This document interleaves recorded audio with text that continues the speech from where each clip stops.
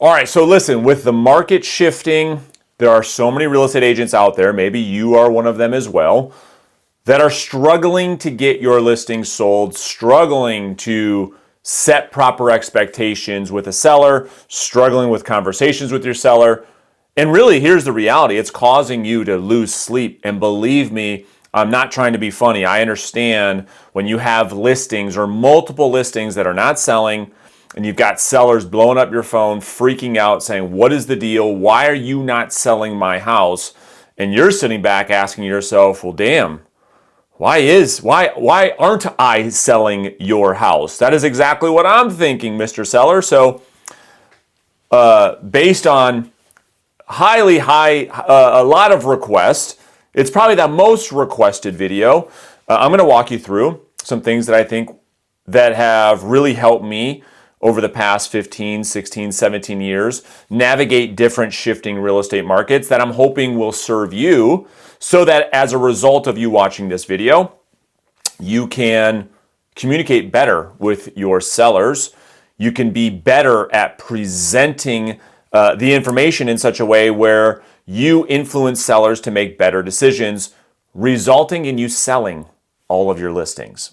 Because let's face it, isn't that why we're here? So let's jump into this. So I'm going to share my screen with you guys. And before I do, let's get very, very clear.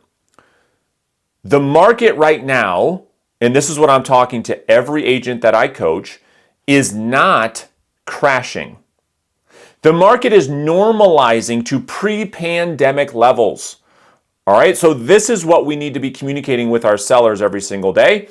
And I'm going to give you maybe 9 or 10 different data points that you can share with your current sellers or with new sellers that you will meet with. So if you have a listing right now that is just not selling, there's 2 recommendations that I think will really help you. Number 1 is to meet with them again, redo the listing consultation based off the information I'm going to give you in today's video. That's number 1. Number 2 is go and show the sellers the houses in which they are competing with. Yes, just like you show houses to buyers, I want you to show the houses to the seller that the seller is competing with. Why? Because there's nothing that helps to drive a point home than comparison.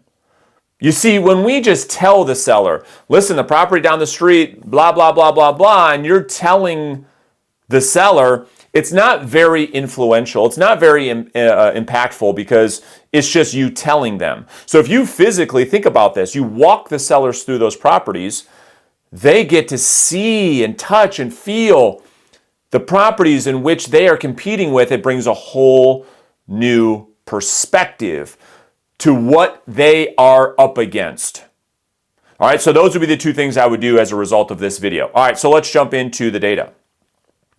So you're looking at my screen right now, and one of the websites that I find great value in is Redfin's Data Center. All right, I'm going to grab my coffee, and I don't know how long we're going to go here. So for some of the drivers, you might drive you nuts and you might click off this video. That's okay. For the analyticals, you'll probably stay with me to the end. And the amiables and the expressives, that is a coin toss, but we'll find out.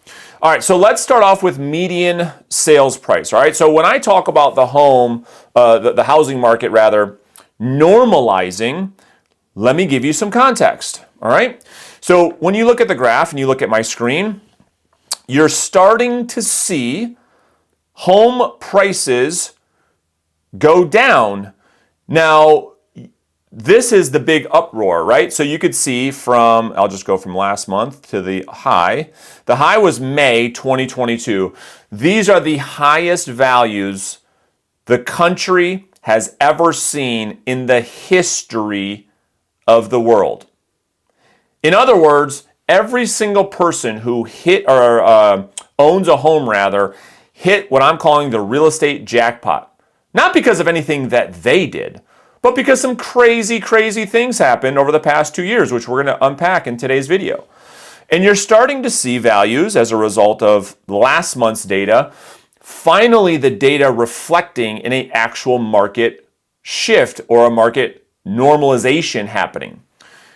Well, the uproar that the media is leading you to believe and every seller to freak out is, oh my gosh, the housing market is crashing. Well, is it? Is it crashing or is it normalizing? So let me just rewind the clocks when we talk about home prices. So let me just go back in time. You could see the graph changing as I go back. So let's just go back into the beginning of 2021. All right. So somewhere, April or May or something around this time frame, when we're deep into this pandemic, and some really, really crazy things happen. And the home values at that point in time, the average was about 375. Well, since that point in time, anybody that was lucky enough to own a home hit the jackpot. Their homes went up in some markets 20, 25, some 30% over the past year and a half or 2 years. It was the real estate lottery. So no, it's not that home prices are crashing. Rather, they're just normalizing. And here's the great news. They're still higher than where they were pre-pandemic levels. So one of the practical takeaways when we talk about home prices, this is what I'm telling every agent that I coach as well, that I now tell to you, is when you find yourself at a listing consultation with a seller, we can no longer price property based on the last year and a half or 2 years based on what's occurred. Because it's a statistical anomaly that has occurred over the past 2 years. It is not normal. And the problem, and I don't mean any disrespect, but for a lot of you, you were just licensed in the last 2 years. So all you know is this real estate market where we are in a statistical anomaly. And so in your head, it's like, what is going on? Well, what is going on is home prices, because things are starting to normalize as we come out of this pandemic. And what we're going to end up is with property values that they're going to end up where they were at pre-pandemic. So these properties that are, let's just say, call it worth 400 or 425, and in some cases the sellers want to go all the way up to 450 as an example. Those properties probably are close to what they were worth, maybe even a little bit more than they were pre-pandemic. So those properties don't need to be priced at 415 or 425, but probably more like 375. Well, oh my gosh, Brandon, the values went down. No, they did not. They just normalized because we hit a jackpot that has never happened in the history of the world. We almost need to remove the last 2 years from our pricing analysis. And oh, by the way, here's the great news, Mr. and Mrs. Seller. If we erase the last 18, 19 months of the data, which is what every single real estate and every home seller hopes that prices are going to stay like that forever. It's impossible. It was an anomaly, and we're going to talk about why. Your home is actually worth more now than it was pre-pandemic, even if you erase the last 2 years of the real estate jackpot. Because home prices still, if you erase the 20% of appreciation, which has never happened in the history of the earth, homes still went up 5, 6, 7%. So if you go back to, let's just call it, like I was saying before, early 2021, and these properties are at 375, well, it's totally reasonable that these properties are still worth between 375 and 400. They're just not worth 425 or 450. That's all. That's all.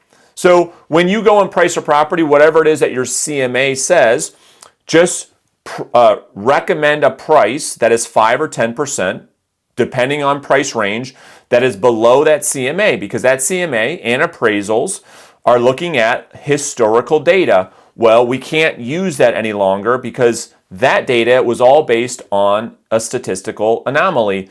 So it becomes irrelevant in today's marketplace. So right now, I want to make this point very clear.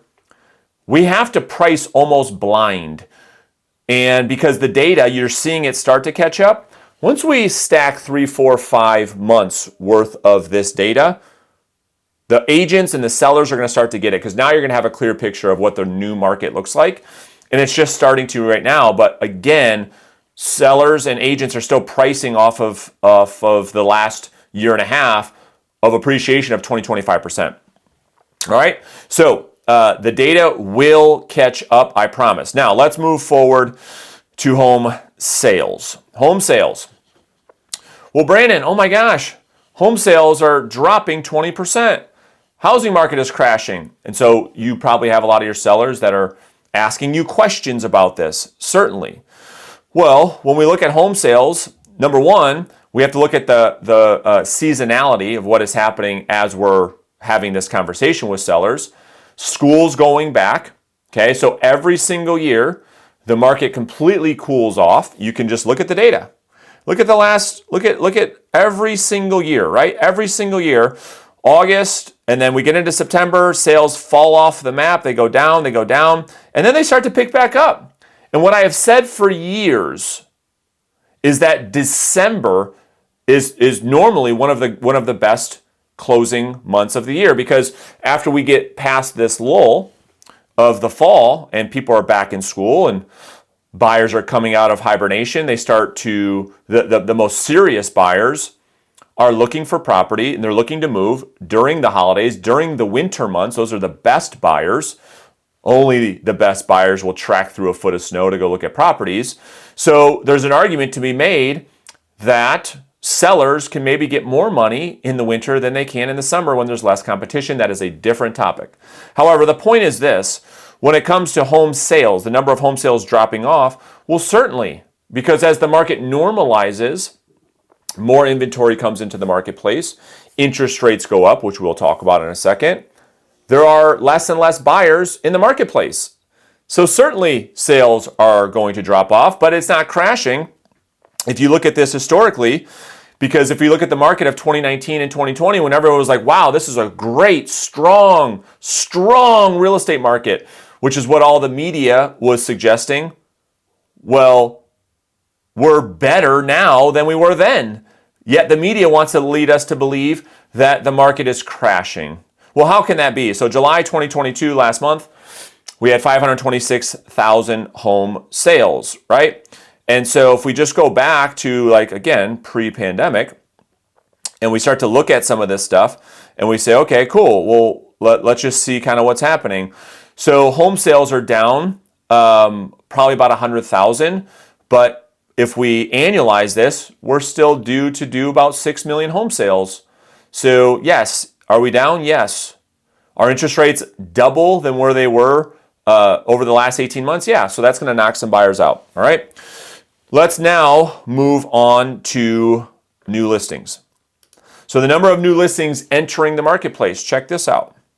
So if you see, this is why I like to go back. This goes all the way back to 2012. If you look at this, every single year kind of does the same thing. This is just seasonality, folks. Seasonality, right? So June, 803,000 homes came into the marketplace. And last year, 805,000. Okay, so let's go to this July. So we have less homes coming into the marketplace right now. Seasonality, and this is kind of like a, I would look at this as a good thing. This is keeping inventory levels relatively low, which is still driving, which could be the reason why home prices are still appreciating. No, they're not appreciating, Brandon, 20%, but they are appreciating 3, 4, 5, 6% still. Just another piece of evidence why the housing, or that the housing market rather, is not crashing.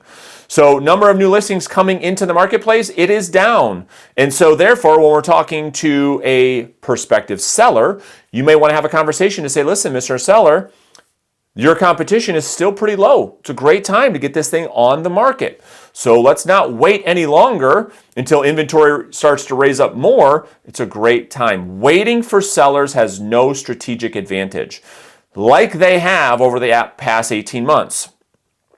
Look at. Well, I guess this would go back to, real quick, sales price. Sellers that waited, look, they just wrote it up. It helped them. Now sellers that wait just means they're going to sell for less money. So that's some urgency that you can build into your conversation. So moving right along, let's get into inventory. All right, so inventory levels, even though new listings are going down, less homes are selling, causing inventory to go up. Okay, now inventory is the great driver of the real estate market on prices.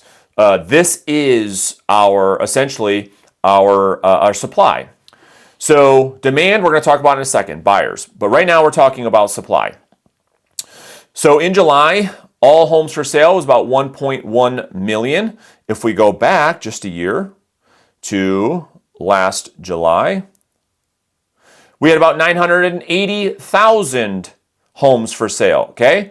So 1.1 to 980. Is it up? Yeah, it's up a little tiny bit. Let's give you some context, Mr. and Mrs. Seller. If we go back to pre-pandemic, when everybody thought that the housing market was really strong, nobody was complaining, things were going very well.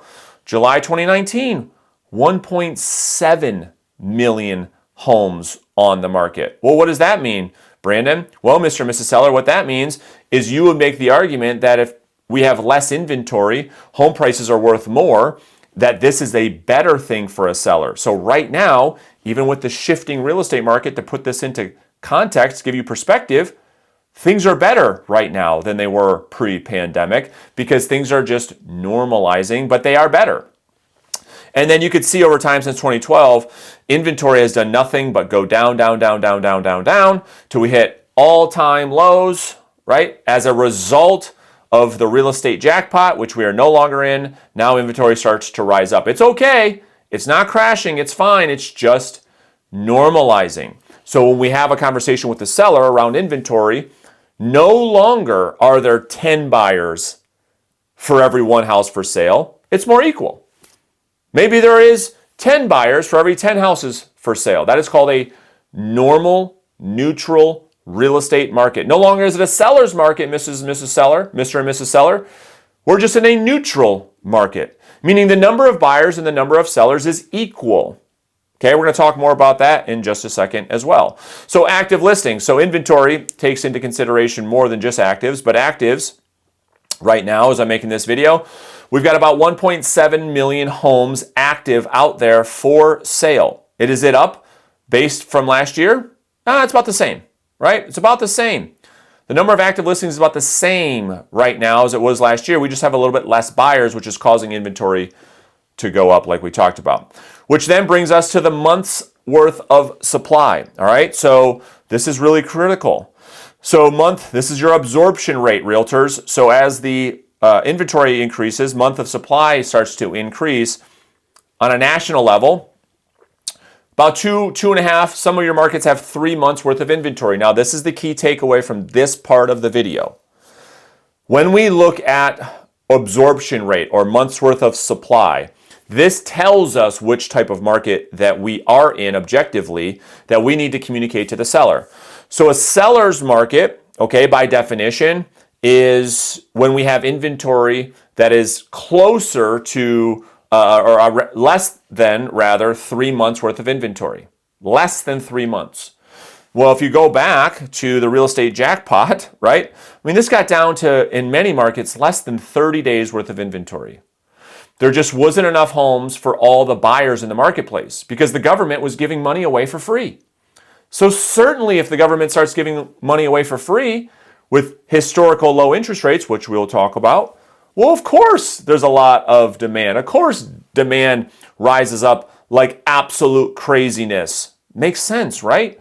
Well, now as interest rates start to normalize, some of those people that were buying homes because the government was going to give you a mortgage at 2.5%, why not? Why not? Well, now things are just starting to normalize. Inventory levels started to creep up. Months of supply starts to creep up. So as we get to an inventory, or months worth of supply rather, of 3 to 6 months, ladies and gentlemen, boys and girls, this is called a normal real estate market or a neutral market. And then if you go back in time, just for those that were in the real estate industry for quite some time, we go back to 2012 and before, during the Great Recession, you see months worth of supply with 6 months or more, which is the definition of a buyer's market. All right. Again, just more evidence that we're getting into a neutral market. So when you're talking to a seller, this just means the number of homes for sale is equal to that of the buyers that are in the marketplace. It's equal. So we have to be smarter with our pricing strategy, our marketing strategy, how we position your property, Mr. and Mrs. Seller. We have to be more strategic. Okay. A lot of competition. A lot less buyers means we have to be a lot smarter. Days on market. How long is it taking? This is an expectation we have to set with the seller. So if we look at the graph based on July's data, days on market is increasing. Naturally, it is increasing. Inventory levels increase. Mortgage interest rates increase. There are less buyers and seasonality. All of that means, Mr. Seller, your house isn't going to sell in 2 days with 14 offers. That's a seller's market. We're not in that market anymore. We're in a normal market. And in a normal market, just for context purposes, it may take 30 to 45, maybe 60 days to sell a home. Why? Because the month's worth of supply is 2. So that means it takes about 2 months to sell out all of the active inventory. Ding, ding, ding, ding, ding, ding. Now I get it, Mr. and Mrs. Seller or Mr. Agent. Right? It is up to us as the experts to be communicating this to the seller. So days on market's increasing means we need to set that expectation. Okay, now I do want to talk quickly and then we're going to move on to a couple other things. To sale to list ratio, okay? So list to sold price ratio. Look at this. On average, we're not talking about sometimes, on average, homes are still selling for their asking price. Even though, yes, there are tons of price drops, okay? There's 20% of the active listings having to reduce their price. It's because the agent and the seller priced the property on the on the real estate jackpot data, which we have to erase. We can take that data, but we have to subtract 5 or 10% off. That gives us the correct price of the home. So all these sellers and all these agents are doing that as we speak. However, if you look at how many homes come off the market, there's still 38% of the homes, almost 40% of the homes that sell within 2 weeks, right? So if you price these properties correctly, the seller can get their asking price or a little bit more, and they will sell fast. Okay? So, all right, so let's move on to showings. I want to talk about showings, then we'll talk about interest rates. I'm going to show you this. All right, so this is data from showing time based on July. All right, so what I want to show you is that you can read this report if you go to Showing Time's website, and you can see what happened in July. But the other thing we have to be really, really careful of is setting the expectation of how many showings the seller should anticipate. And most agents don't even know the answer. So what happens is they list a property for sale and kind of crickets. It's not as hot as it used to be with 47 showings in the first 2 days, and the seller thinks you're like some type of magician. Well, the reality is, here is the reality. You can look at your market. This is based over the month of July. These are the average number of showings per listing in each market for the month of July. So what can we do with this data? Well, we can show the seller that based on whatever market you're in, the percentage that we are down, and on average we're down, let's just look at the data, but on average we're down about 10%. All right, so we're down about 10% depending on what market you're in. Some are more, some are less, but on average we're down about 10%. We'll give the seller some context. So as an example, if you are, let's just say, in Akron, Ohio, and you got about 8 showings for the month, 2 per week. It's a great expectation to the seller to say, Mr. and Mrs. Seller, listen, on average right here in Akron, listings are getting about 2 showings per week. Last year this time, we would get 3, 4, 5 showings per week. They are down. There are less buyers. So again, we've got to be strategic. Here's the data. Because when we're showing the seller the data, you guys and girls, the goal is to get the seller to say, oh my gosh, I'm so happy you showed all this to me. Now I can make better decisions. Now I won't overprice my house and then get mad at you for that later, right? You're showing them all these data points to help set better expectations. So we should anticipate 2 or 3 showings a week. And if we get that, we're doing very, very well. And it should take about 30 to 45 days to sell. It's a great expectation. Anything better than that, you are outperforming the marketplace. All right, now let's look at interest rates. Okay, here's the big news. Oh my gosh, interest rates are so high right now. Really? Well, we just hit a jackpot, that's all. If you look historically, interest rates, the lowest they ever were, right, ever in the history of the world. This goes back to 72, but you can go back even further than that. They didn't come close to where they were at during the real estate jackpot years of 2020 to 2022, early 2022, where, interest rates were 2.5%, 2.75%. So of course, there was tons of buyers saying, well, yeah, if you're going to give me money this cheap, I'll go buy a house, no problem. So that drove the demand extremely high, higher than we've ever seen it. Houses are selling so fast. That's why inventory was so low. Well, when interest rates are up now, and right now they're probably about 5.5%. This graph doesn't even show the latest data based on July and August. They're at 5.5%. Look at it where it's average. The average is about 6.5%. The market is normalizing, Mr. and Mrs. Seller. So there are less buyers. More homes for sale means we need to be more strategic. We can't shoot for the moon. We have to price the property based off of our competition so that we use the competition to help us sell. Because buyers, like you, Mr. and Mrs. Seller, make their buying decision based on comparison shopping. They're going to compare your house to all the other houses based on the features, the benefits, and the price.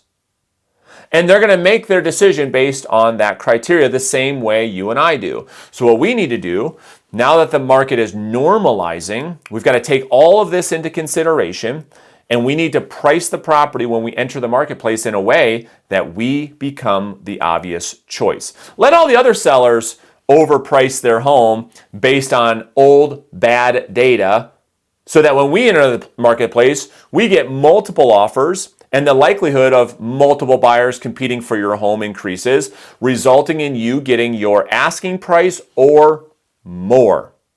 So, boys and girls, ladies and gentlemen, that is what I have for you today. I'm hoping that you took some notes, got some takeaways. Certainly, if you got some value, let me know. If you didn't, I'm sorry I wasted your time. But that is all for today. If you have questions, let me know in the comments. If you want to have a conversation about a coaching relationship between you and I, I'd be happy to do that. Just click the link in the description or in the comments beneath this video. We can have a conversation about potentially working together. So that is all for this video. We will see you guys in another video very soon.